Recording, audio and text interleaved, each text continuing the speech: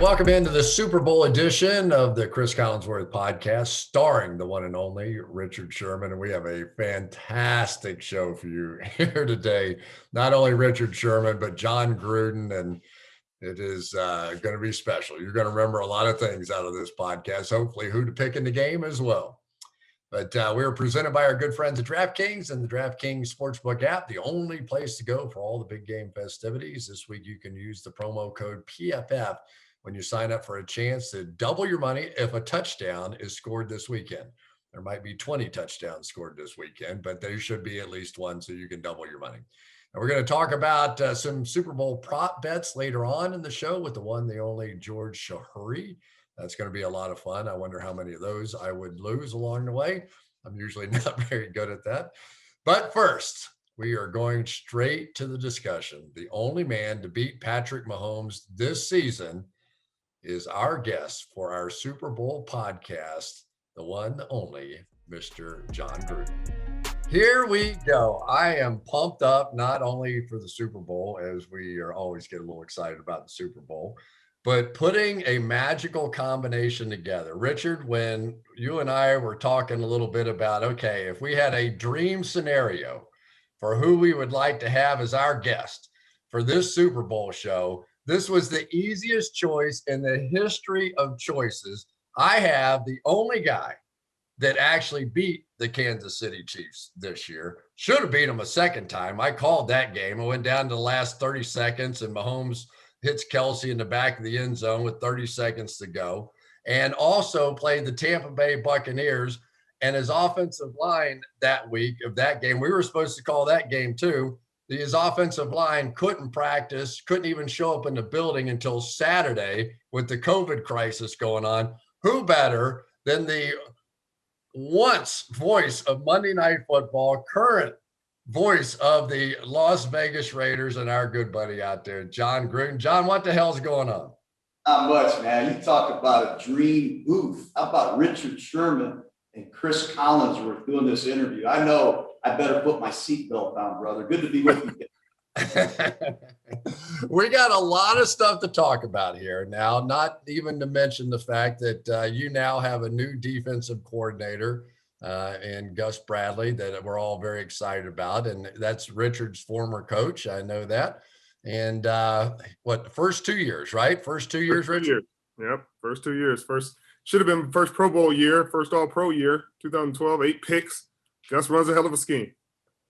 Oh, here we go. Now, Jon, not that any of this could be construed as sending out a resume or anything, but it's possible Richard's available. But I know there's tampering rules out there, and I don't want to bring up anything that might create a problem for you because I know you've been fined a few shekels over the years. Yes, I have. I've been fined. I've been punished very, very harshly.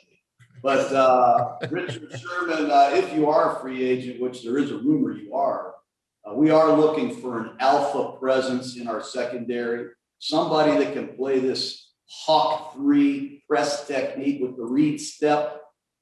If you're available and interested, maybe you and I can get together at some point off air, brother.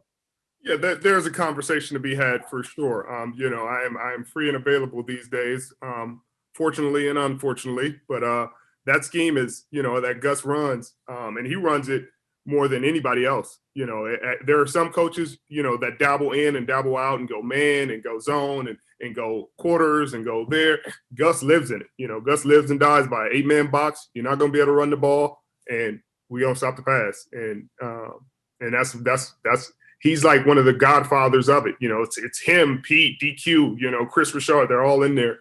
And so you're going to get the originators. You're getting the, What I like about not only getting Gus is I think one of the secrets to what we did is we also got Richard Smith, the linebacker coach who's been with Gus the last 4 years, and a great secondary coach who was also with Gus in LA with the Chargers, and Ron Milas. We also got their quality control guy, their assistant secondary coach. As you guys both know, sometimes you have these staffs, whether it's a defensive staff or an offensive staff, and they're all learning the system, and they all interpret the system differently. But when you have 4 or 5 guys that have been working together for 5 years, that's really uncommon in the NFL. you might think you can beat Hawk 3 with this play or that play, but they know where all the skeletons are. And they know how to hold off a lot of these plays. And it's just, I think, very unique and exciting for us to get a guy like Gus, who I've worked with before in Tampa, and get his assistants that have been with him problem solving over the last 4 years. And believe me, we got to solve a lot of problems with this guy Mahomes in our division. Right. I feel like I'm on a dating app or something. Is this Match.com or what? This sounds like a perfect match here. Hey, tell your son he's doing a heck of a job as a color commentator. You know, if we don't start winning some games here, I might be looking for an analyst gig again. So put a good word. When you went back to coaching, it opened up a couple of jobs. Yeah. Right. They threw a few people in the booth and tried it out after that. Hey, the one you got to worry about, the other guy on this broadcast right now, this Richard Sherman guy is pretty strong. I'm just going to tell you now, if you're ever looking for another general manager or a club president, I throw out different scenarios to him every week. He's unbelievable. This is the greatest GM I've ever met. I appreciate that because I don't actually have to. That's a great, I think, ambition, certainly. But if you get Richard Sherman focused on a job like that, he could be, no doubt, a great leader for one of these NFL teams. I'm anxious to see what you do when your career is over. But let's not rush yourself into that yet. Right. We're not rushing into retirement. I feel like I'm breaking news here right now. You guys are engaged already. This is fantastic.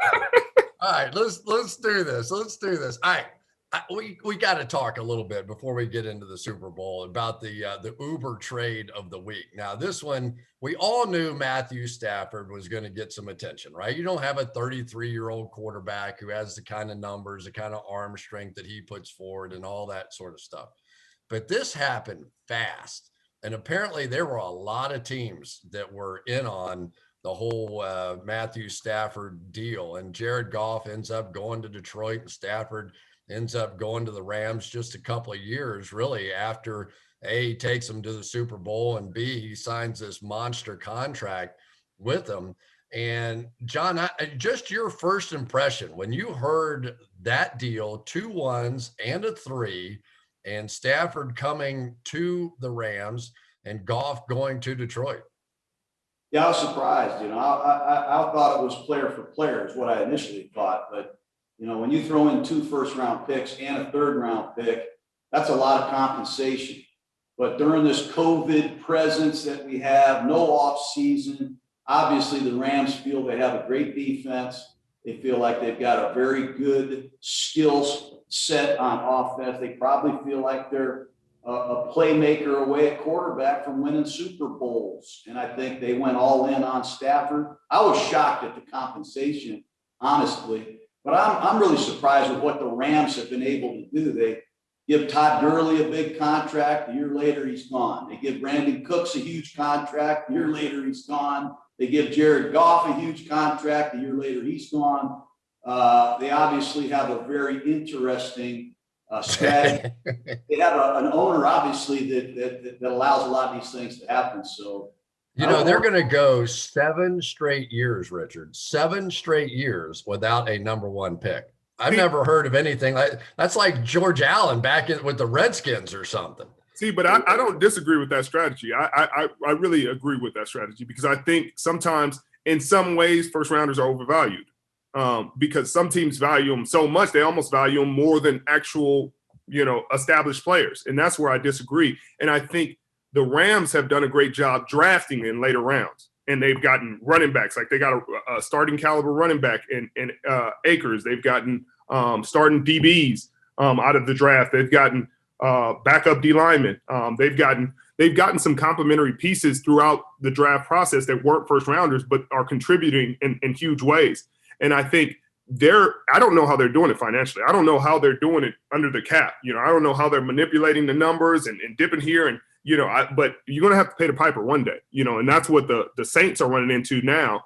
They're going to have to pay the piper now. You know, they're manipulating days and chasing a ring days are gonna take a turn at this point, you know, and maybe Sean Payton's able to keep it together and keep pushing it. But I don't know how they're able to take the number 1 and number 2 biggest dead cap hits in NFL history on the same team in the same year. Like, they're the team that's done it both years in a row, like the biggest in history. I think it's 20 million now and 21 million before, et cetera. And I don't understand how it's going on, honestly.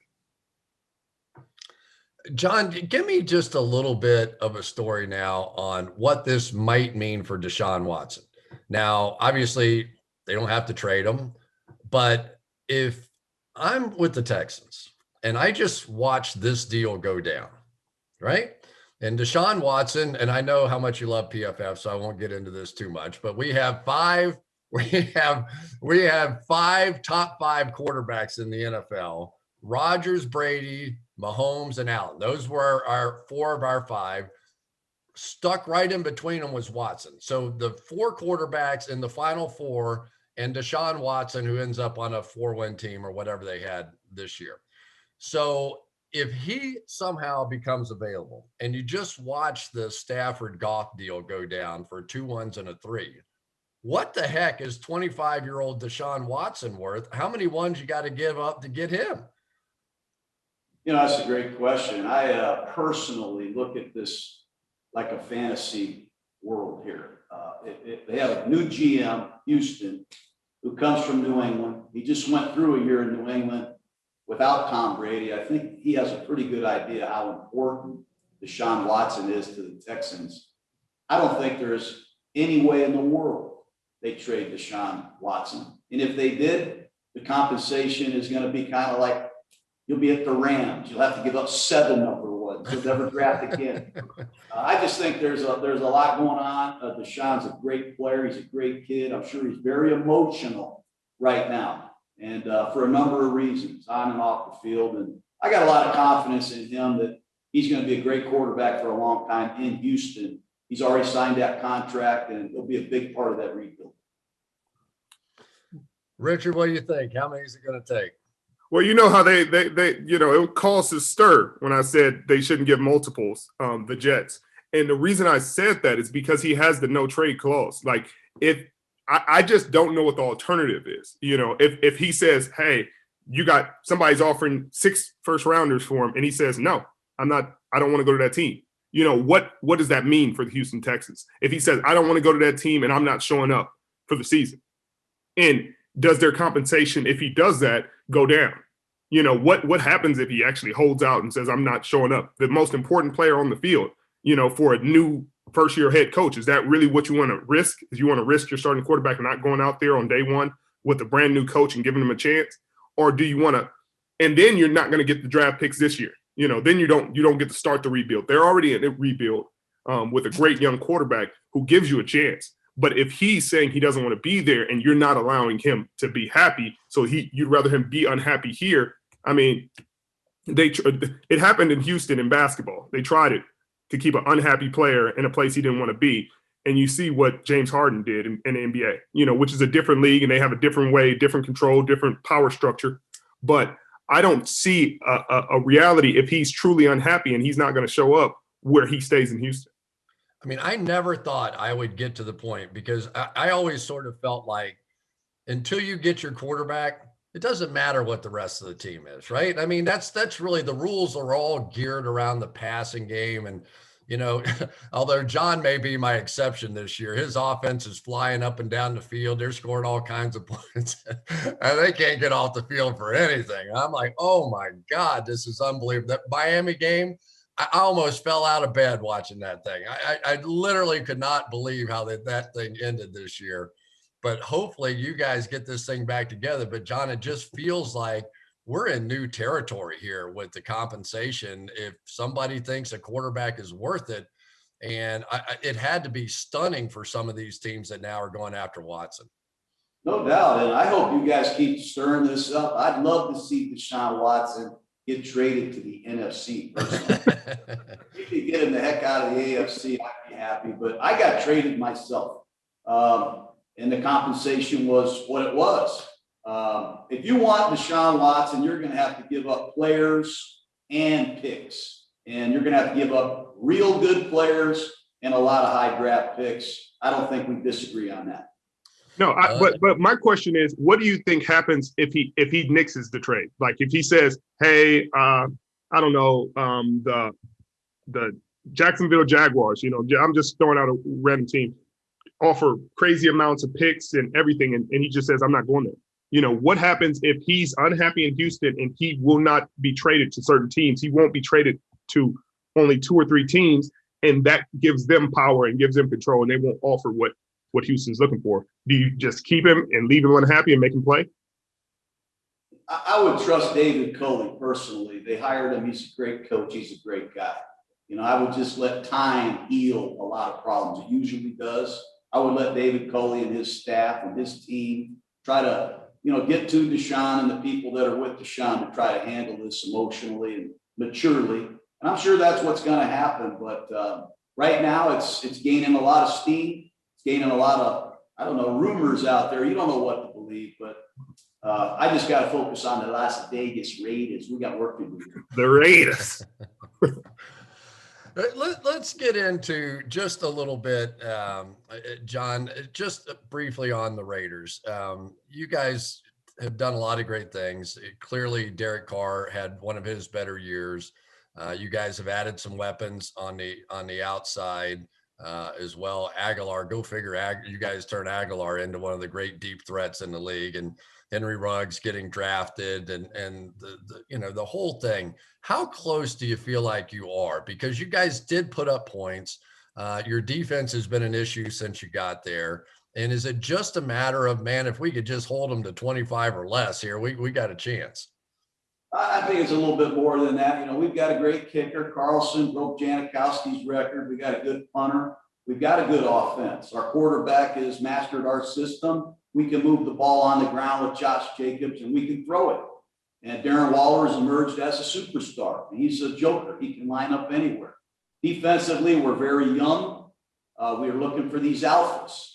That's why I talked to Sherman. He knows what I'm talking about. We need a couple alpha presence on our defense that not only can talk and communicate and lead, but can also make plays. It all starts up front.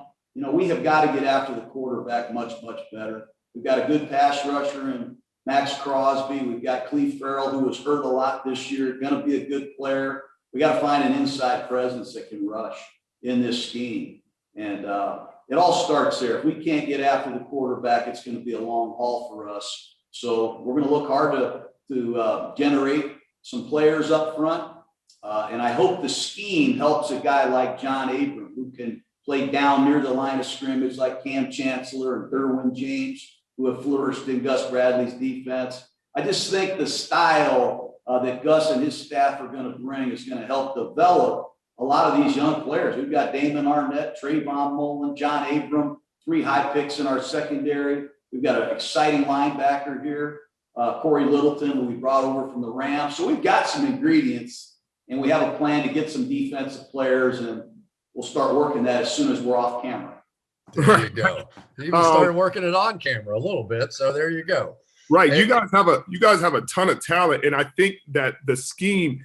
I think sometimes on defense you get caught up doing too much. You're a jack of all trades, you're a master of none, and I think that's where Gus is gonna come in extra handy in his staff. That is important, having a staff that's been together and know each other, been through thick and thin, been through all the twists and turns and every which way this scheme has been attacked. And you see it because there's only so many ways to attack this scheme, and you see them all. You see them the way they disguise it and dress it up, and they get to the same place.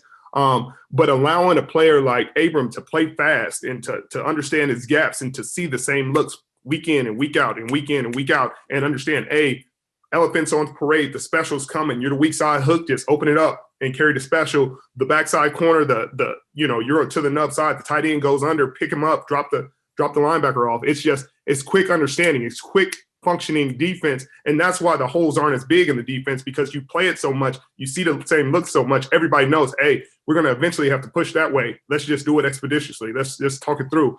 And I think that with young guys, if they're able, that's why an offseason might be more important, just from just seeing it. It may not even be physically doing it, just seeing the looks and talking the talk and communicating. We get day in and day out, I think will change the way you guys play. And obviously Gus knows this division.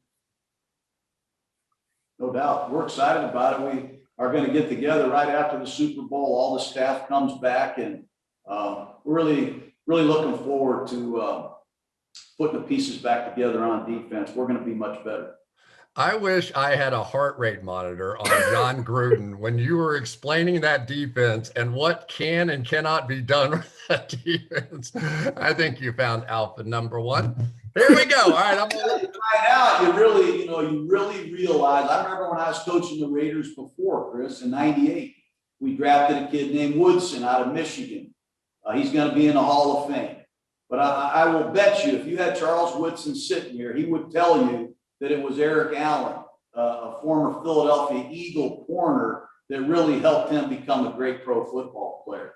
You have to have that veteran presence, that knowledge, that communication, that daily grind mentality, and have a world championship pedigree goes a long way. So we have that on offense. We brought in guys like Rodney Hudson, or Derek Carr is a leader at quarterback. And defensively, we're going to add a few guys that bring some juice, some qualities that we need. John, I don't know if you know this or not, but Richard is something that we were not. He was salutatorian at his high school. He was up giving the speech when they were all graduating while you and I were sitting out in the crowd. I know. Hey, you try to get in where you fit in. But hey, I'm trying to understand, like, what did you guys do to Mahomes to make it a shootout every week? I mean, I feel like you guys played your best ball against the best teams. And I think you guys always raise the bar. And I think that I have to go back and look at the tape of you guys' game, because I don't know defensively what exactly you did to contain their weapons, because it wasn't like they were nullified, but they weren't as explosive and as crazy and going off and as off schedule as they usually are. Well, the first game, they did score 32 points. I think we beat them 40-32. I think we rushed 3 men quite a bit in the second half. We used a spy on Mahomes. And I think Patrick would tell you he was a little bit too aggressive, tried to get outside the scheme, perhaps a little bit more than he usually does. But we still struggled to contain them. We did get a couple big sacks, and Jeff Heath had a huge interception on a ball that Mahomes usually doesn't throw. But we were opportunistic when we had to. Derek was really hot that day, played a great game. We got a big lead and held on to win. And then in the second game, it was one score after another. It was a track meet, and it was almost like who got the ball last was going to win that football game, and that's just what happened. John, it was interesting watching the first matchup where you guys beat them up there, and it was the big play. You guys hit big plays against them in that one. I think it's 75-yarder and another 50-yarder, something like that. And as I went back and watched the first matchup between these two teams when they played in week 12, that when Tampa was trying to play their man coverage in the game, it didn't go well. It's almost like, all right, somebody's going to play man coverage, and poor Carlton Davis had to play Tyreek Hill one-on-one. And every time they just tried to jump into it, they hit some big play. He had 200 yards in the game, 200 yards plus, and there was just no way he's going to keep up with him. Then they switched to a zone in the second half, and it went about as you would expect, right? Kelsey going up and down the field, and they didn't stop him. But when they got to the red zone, they stopped them. So they give up big plays. They switch to a zone. They get down in the red. They're screaming up and down the middle of the field. They never stopped them in the middle of the field. But in the red zone, they stopped them. And Kansas City's offense didn't look great against that zone defense. And then with sort of the game on the line, they came back and they ran man-to-man bump and run one more time, and Carlton Davis got beat again by Hill. And I was like, it's like they solved the puzzle of how to beat it. And then they went right back to the man coverage and got beat really for what turned out to be the game winner. Yeah, when you watch San Francisco play the Chiefs in the Super Bowl the year before, Richard, he was there, obviously. I didn't see the 49ers play a lot of man-to-man either. Did you, Richard? No, we didn't. It was third down. It had to be third and less than 5, because you're just not expecting them to bomb. And at that point, you're leaning to Tyreek, and you got to stand up. That's NFL football. But for the most part, we kept the top over the defense. We had great underneath droppers. Our linebackers did a great job in the hooks. And we contained everything except like the play they got on the 3rd and 16 was just a bust by the corner. It's the dagger 7. The only them in Seattle are the only ones that really run it. That feel they have the time to run a damn dagger with the 7 cut and hit the 7. And we had worked it in practice. They didn't work it to my side because they knew on 3rd and 16 I'm not even remotely close. Tyreek's at 2. I'm over the top of 2.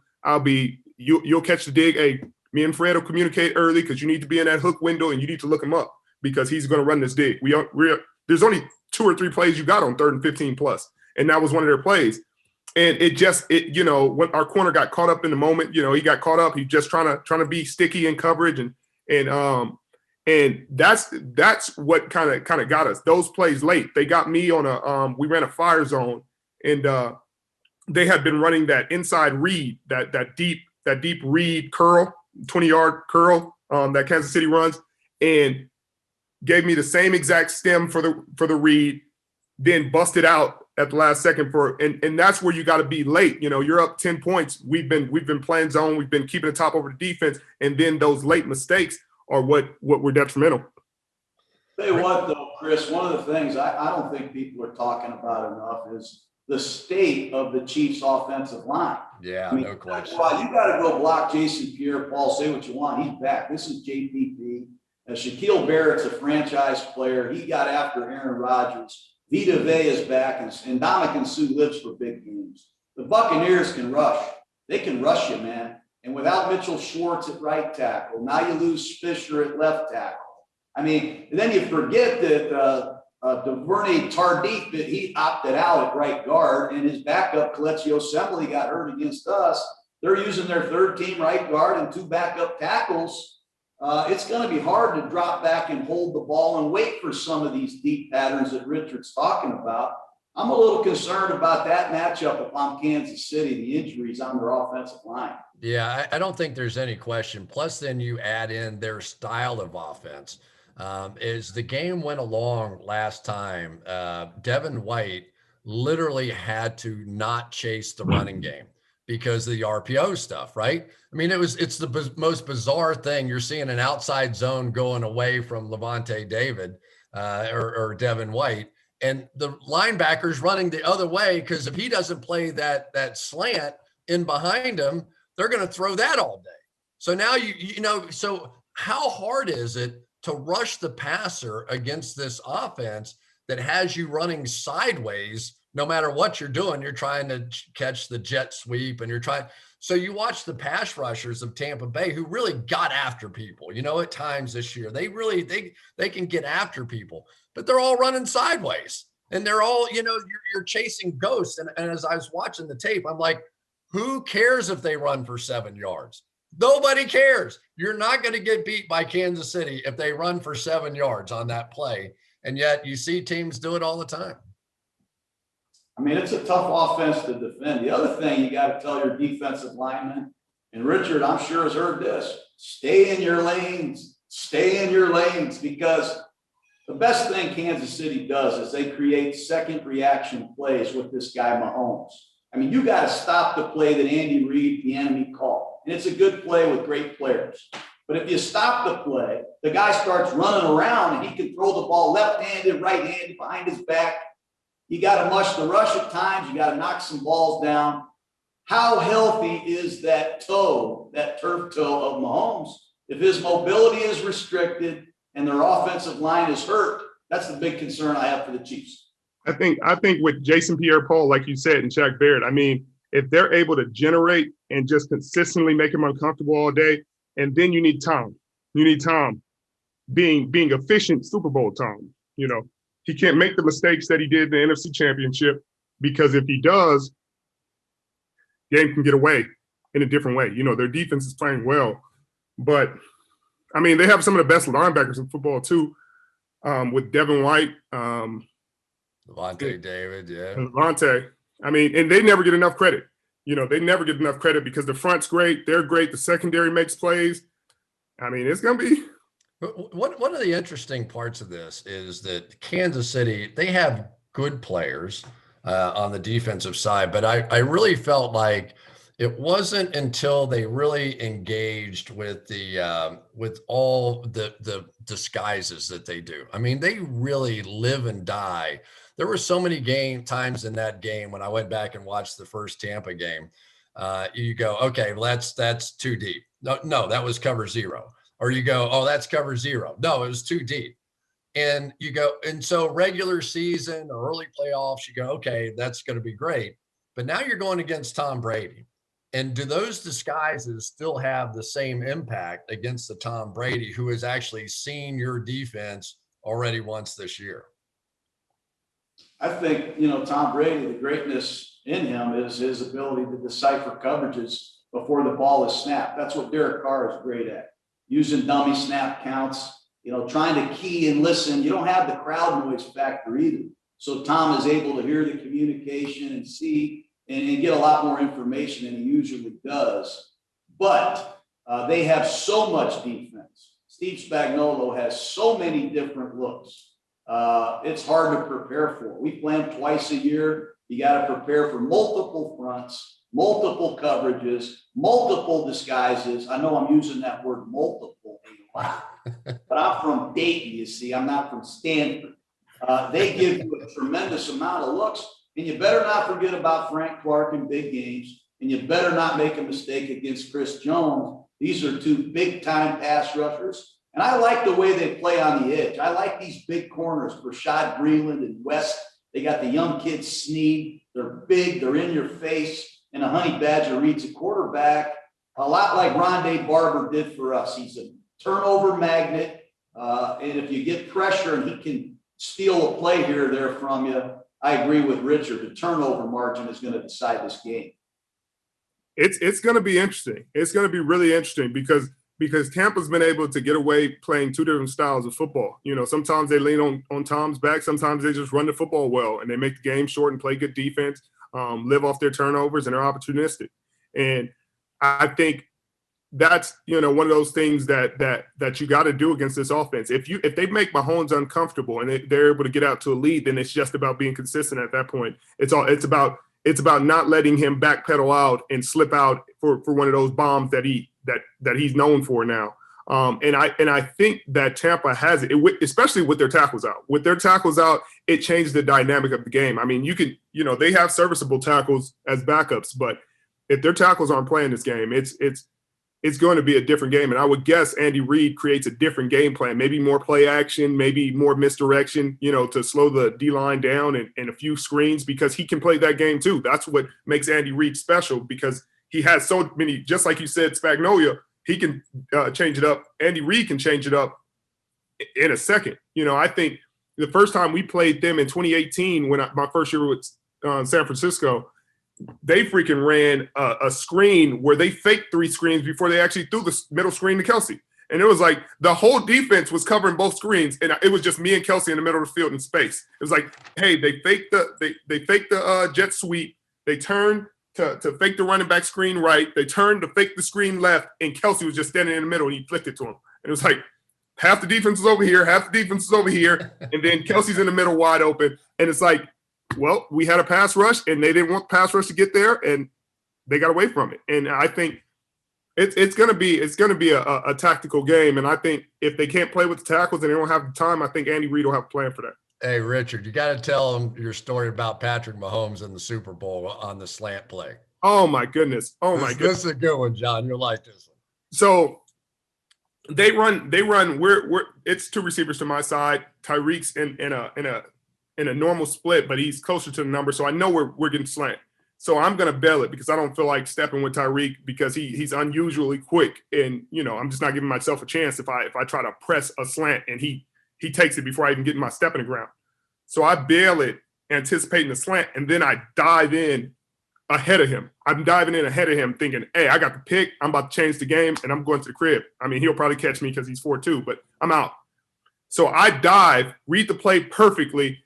Mid-throw, Mahomes, changes the trajectory of the ball. So I'm coming here for the slant. Like, me and the ball are going to meet. And Tyreek's behind me. He says, ball here. And now I overran the play. So now I got to stop dead in my tracks, turn up, and now me and Tyreek are in space, and he does that little hitch move. He put a knee on the ground, so we got him down. But it was like, who the hell is this kid? I got a pick. I read the play. I did my work. Reward me. And no reward. You're in the open field with Tyreek. Good luck. I tell you, the Chiefs, they come out of the locker room and you see them, and there's Kelsey, and there's Tyreek Hill. Here comes this number 17, Hardman. I mean, these guys can run, man. They are really fast. It's like the LA Lakers on a fast break with James Worthy back in the day. If I'm Tampa, I got this guy named Leonard Fournette, and you guys have seen what this guy has done here. He's a 240-pound man now. And the other kid, Jones, he might be as big as Fournette.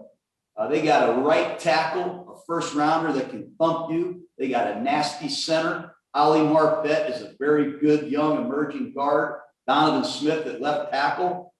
I'd run the ball. I would be committed to running the ball. I know it's all about Brady and PFF and Mahomes and all these great stats.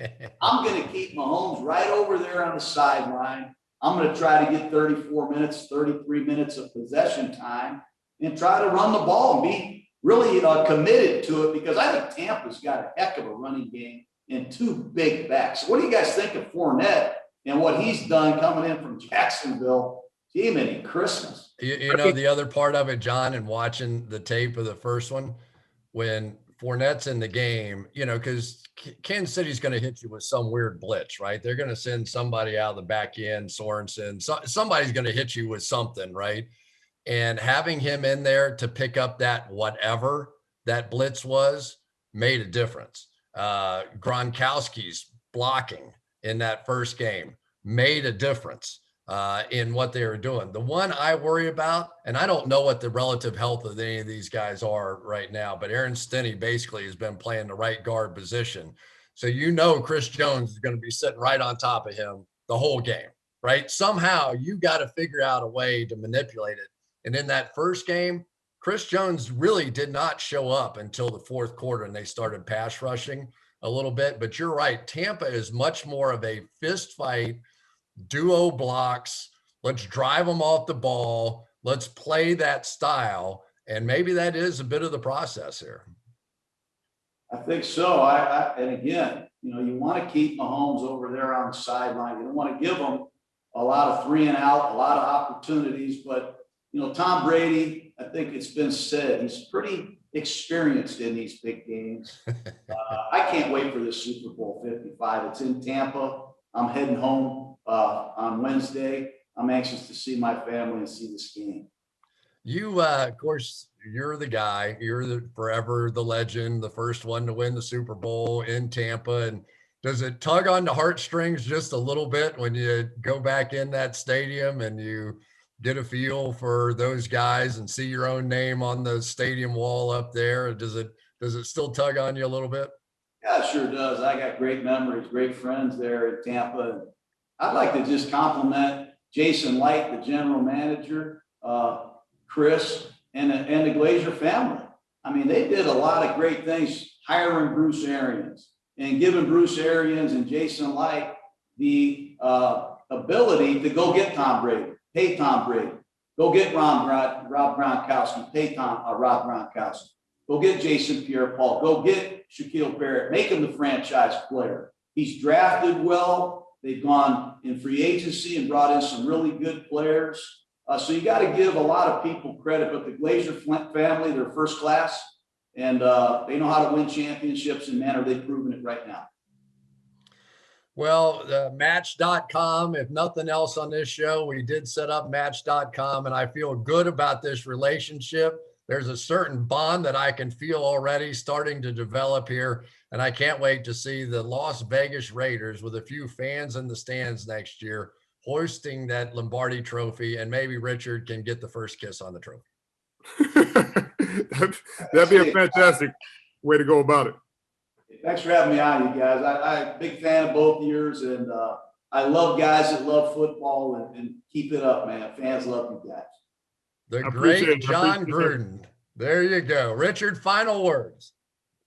Well, it was great. Great having you on, Coach. I think it's going to be a great game. Who you going with, Chris? I'm going with I Tampa. think I am going to go.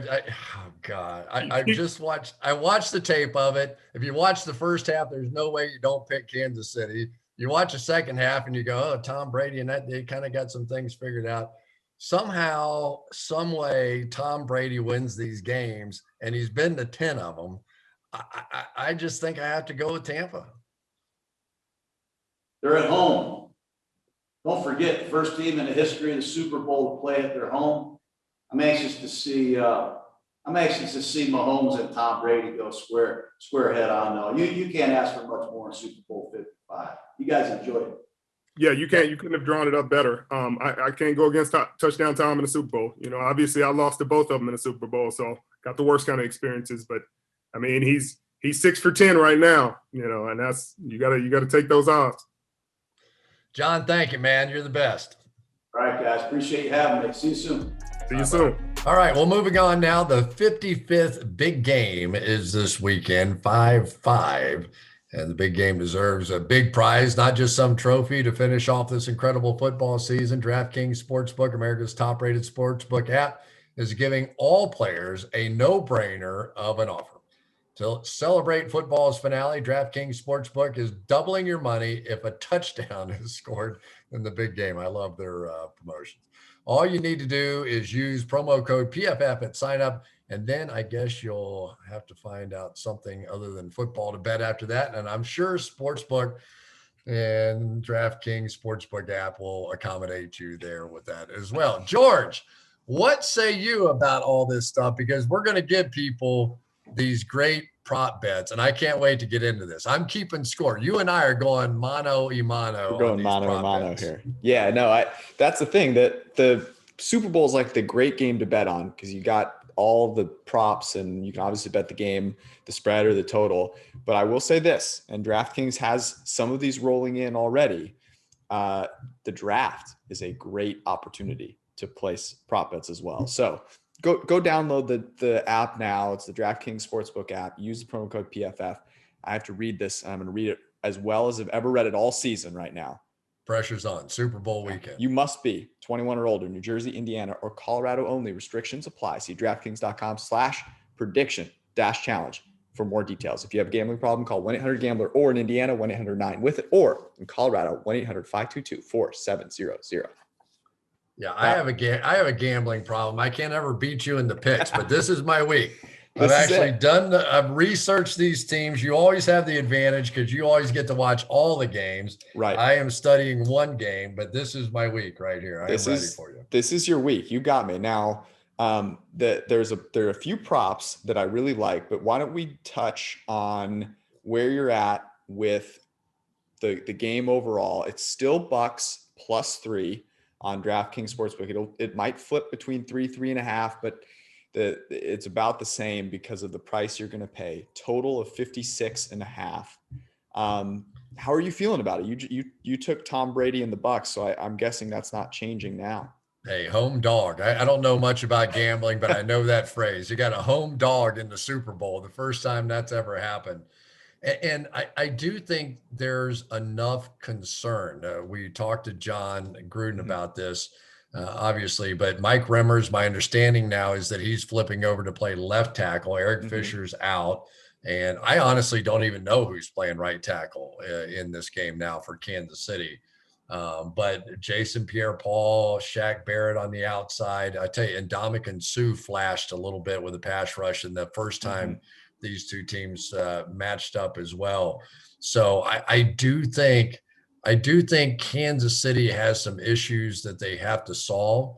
And I really felt like, as we talked about in that podcast, that there was something that worked. I remember Richard a couple of weeks ago said, believe me, there's something that they got out of that tape that worked. And I was like, all right, I'm going to take my vacation time here. I'm going to study this thing. And they did. When they went zone defense in the red zone, the Chiefs really didn't have an answer for it. Yeah, it was interesting. I rewatched that game as well. And, they could have scored. It ended up being 27-24. But there was a Mecole Hardman play that he dropped. Yeah, he got in the middle. That seam route was wide open for a 90-yarder. Yeah, he would have torched him. But I agree with you in that all of the plays, I kept expecting the Chiefs offense to be really consistently moving the ball down the field. But you're right. It was big plays. That's how they scored. And if they didn't get the big play for a score, there was some stagnation there. And I just wonder if Andy Reid, with 2 weeks to prepare, having already beaten this defense once, is just going to be too much to overcome, even with the offensive line issues, because they've had offensive line issues now for a little while. And you've seen what they've done with Mahomes. He had an average depth of target in the championship game of like 5 yards, which is unheard of. It's almost half of what it normally is, but they were still explosive. They were attacking the shorter routes with quick throws. But it's worrisome to me that almost everyone I'm talking to, besides you, likes the Chiefs -3. That concerns me a little bit. And it should, because I'm terrible yeah. at this. Yeah. Okay. But there's also this, and I don't know if Mahomes has some of this too with him, but with Brady, it just feels like crazy shit happens for him. That's my problem is I go into this game, I go, okay, am I going to feel dumber if I pick against Tom Brady in his 10th Super Bowl playing at home and he wins? Or am I going to feel dumber when I look back on this in 10 years and go, I picked against Patrick Mahomes in his first 2 Super Bowls. How stupid am I? Right. And I thought that Patrick was nervous in last year's Super Bowl. I was down on the field as he came out on the field. He had so much energy.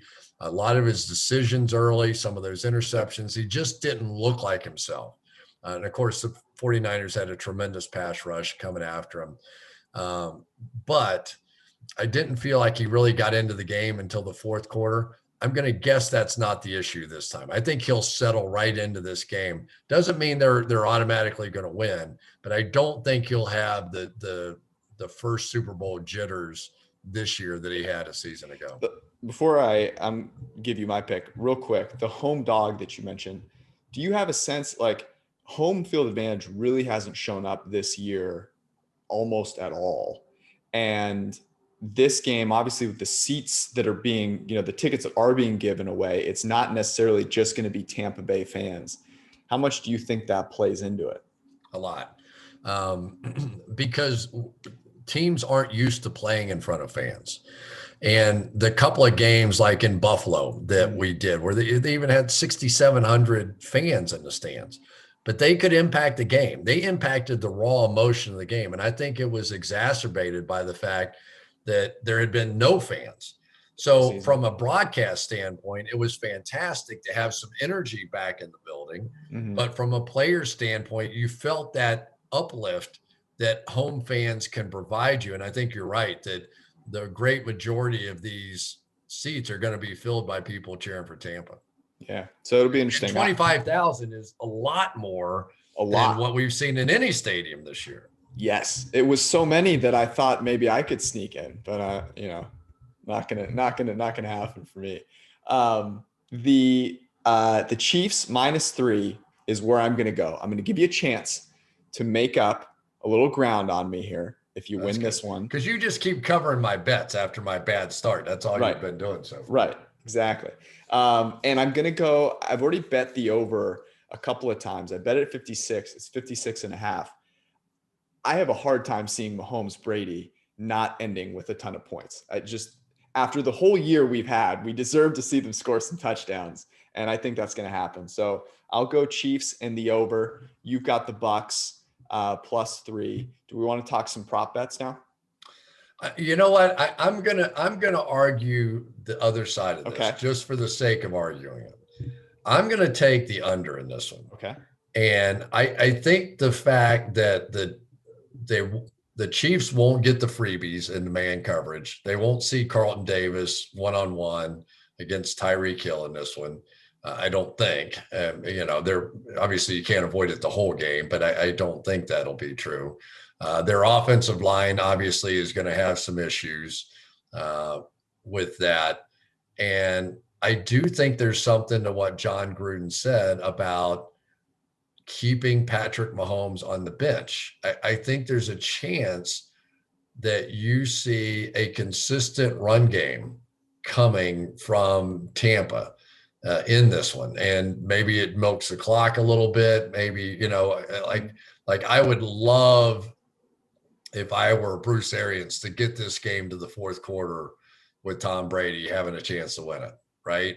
And so it would not surprise me if that were the game plan, because I do think that Kansas City's corners were able to play pretty tough in man coverage against Mike Evans. Now, Evans scored 2 touchdowns late in that game, but for the most part, they did pretty well against him when they were playing man coverage, which opens up some blitz options for Spagnuolo and the defense. I think you make a good point, which is what Bruce Arians wants to do. I would be interested to see if he's willing to kick field goals, though, because we saw the Packers try and do that, and they've obviously lost to the Bucs. I think they've got to be a little more aggressive. And here's my first prop bet for you, which is I think there's a chance it's a little slower to start the game out. Okay, I could see that happening. You got Leonard Fournette establishing himself as playoff Lenny, that whole thing. Maybe the Chiefs are a little jittery to start. Who knows? But in the second half, I think the scoring will open up. So the quarter totals are interesting. In the third quarter, you can bet over 10 points scored total in the third quarter. And in the fourth quarter, you can bet over 14.5. So you combine those two. I actually think it's 10.5. So you combine those two, it's 25. Total on the game is 56. I think far more than half the points in this game are scored in the second half. So I'm betting both of those quarter overs. Do you think that's possible? 10 points in the third quarter is all it is? Yeah, I think it's 10.5 actually. Ooh. I'm looking at it now. Yeah. Can I just go? I just want that one. Okay. Can I just get that one? All right. So I have 3 now. I'm taking Tampa and I get the points. Mm-hmm. I've got the under. Yep. And I've got the third quarter. Third quarter over. Okay. Here we go. Okay. Now I've got a couple more for you here. So this one's tough. Okay. Mahomes is fantastic, but his passing yardage prop is 325 and a half yards. That's a lot. It's one of the highest we've seen all season. So our props tool on pff.com, which by the way, if you are not using it, I don't know what you're doing, because how could you make sense of all these props without it? Likes this one on the under. So it's a little bit of a contrarian play because everyone loves to bet overs. Everyone thinks Mahomes is fantastic, but that's a lot of passing yards. His offensive line is banged up. You figure they don't want to give up the big play. I would expect some PI penalties if they do throw deep. Like, they're not giving Tyreek Hill free reign in this game. I will definitely take under 325. I mean, it just makes sense with everything else I'm picking. Yep. Right. If I'm picking Tampa to win and I'm picking the under and I'm picking the third quarter is the only over that I like, and Mahomes under, if he goes for 325, they're probably winning the game and it's going over. So, there you go. I'm staying with my theme. You've got to stick to your thesis there. Yeah. Okay. Next one I've got for you is Mike Evans, another under here. Mike Evans under 4.5 receptions, and that's minus 120. Now, the thinking here is Evans has been he catches not too many passes, but they're usually in the end zone. Like, he's been a touchdown monster. So 4.5 is actually kind of a biggish number. And they've got obviously Chris Godwin. They've got maybe Antonio Brown coming back. We've seen Scotty Miller. We know Gronk, the whole deal. So under 4.5 receptions for big Mike Evans. I could see it. You know who I think is going to be a factor in this game? Cameron Brate. Ooh. Cameron Brate in the second half, and he's a better route runner than Gronkowski. Mm-hmm. He's faster. He's more athletic. He's in and out of his cuts. He started catching some balls late in that game. Scotty Miller has to have some people's attention right now. All right. I'm going to guess Antonio Brown is iffy to come back in this one, but we just don't know. The only thing I don't like about, oh gosh, 4.5 feels heavy to me too, because I thought they covered him pretty well. And it's stupid to say that for a guy that scored 2 touchdowns, but I'm going to say it anyway. If you take out the 2 touchdowns, they did a great job of covering Mike Evans in the game. If that makes any sense at all, that's the way it went. Yeah, I mean, he's got to catch 5 for you to lose this. So that's one. Okay, now I've got some Brady props for you. There we go. You're talking about Tom Brady here. So first is, everyone likes to talk about Tom Brady throwing the ball. I want to talk about Tom Brady running the ball. 2.5 carries. I'm going under. Okay. Here's why. That would require some kneel downs at the end of the game. This is too classic of a Super Bowl for it to end with multiple Tom Brady kneel downs. I want it, if it's Tom Brady winning, I want it to end with a last second touchdown drive. So under 2.5 carries. And that also means that you're probably not expecting a ton of sneak opportunities. So I'm also going to bet over 1/2 rushing yard, because I think he gets one sneak opportunity, and this man is not going to leave that, one opportunity just languishing on the sideline. He's going to make the most of it and get at least 1 rushing yard. All right, I'm over the 2.5. You're over the 2.5 because I'm taking the kneel downs. You're taking the kneel downs, and I'm taking at least 1 quarterback sneak. Yeah, so at least. So the rushing over is plus 155, which means you bet 100, you win 155. So you're getting nice, what they call juice there, which I like quite a bit. I like juice. That's good. And the last Brady prop I have, I think you'll like this one too. Over 2.5 passing touchdowns, plus 125. So you just need 3 from TB12. I'm going to pass on that one. You're a little worried about Leonard Fournette. I'm passing on that one because I tend to think this is going to be. I think the Bucs have a chance to be more physical up front than Kansas City, and if they are, then we might get some rushing touchdowns we might not otherwise expect in this game. I am here for the Tom Brady sticks it to Bill Belichick theme in this game, where he throws. Is that a prop bet too? Yeah. Can I prop bet that one? Is that a prop bet? Yeah. Will they show Bill Belichick crying in New England or on his yacht somewhere during this game? But I just love betting over Tom Brady passing touchdowns at plus money. So I've been doing that all season. And I have one more for you. This is my kind of long shot bet. It's plus 600, so 6-1. First touchdown scored by Travis Kelce. Wow.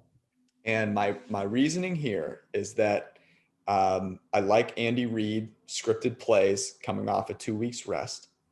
And Travis Kelce, 93.5 PFF grade, highest grade of his career, highest graded tight end. He's having a hell of a year. The Bucs are not letting Tyreek Hill beat them.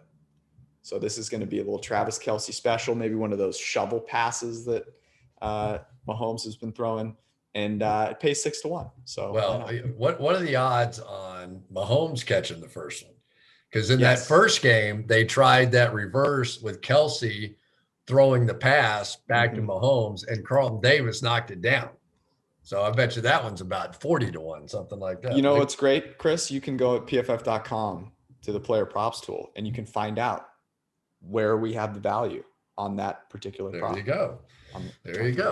All right. Well, I'm going to pass on that one too. So I've got enough to overtake you. If Tom Brady and has a big day and he turns into Walter Payton running the football, then I can win. Yeah. Well, look, we have a very good counting system here. There's no fraudulent counting of picks happening anywhere. Yeah, as long as you're winning. None of these counts ever took place until you started winning. No, that's not true. The very first time we did this, I remember you came in on your high horse because you had beaten me. And I think you might have been a percentage point or a half percentage point ahead of me. And as the Jordan meme goes, I took that very personally. Well, the good news is I can't lose. Either I win and I get to make fun of you, or I lose and you win. And this is your job to make these picks and the company does better. So I can't lose. I'm happy. There you go. Plus you're in Florida right now, so you can't lose.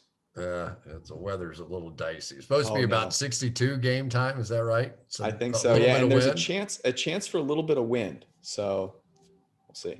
There's been a lot of bit of wind down here lately. Yeah. So how is that helping or hurting the golf game?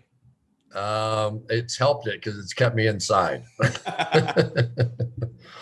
All right, Georgie. Well, we will see you next week and we'll talk all about this big Super Bowl matchup. Can't wait. Enjoy, Chris.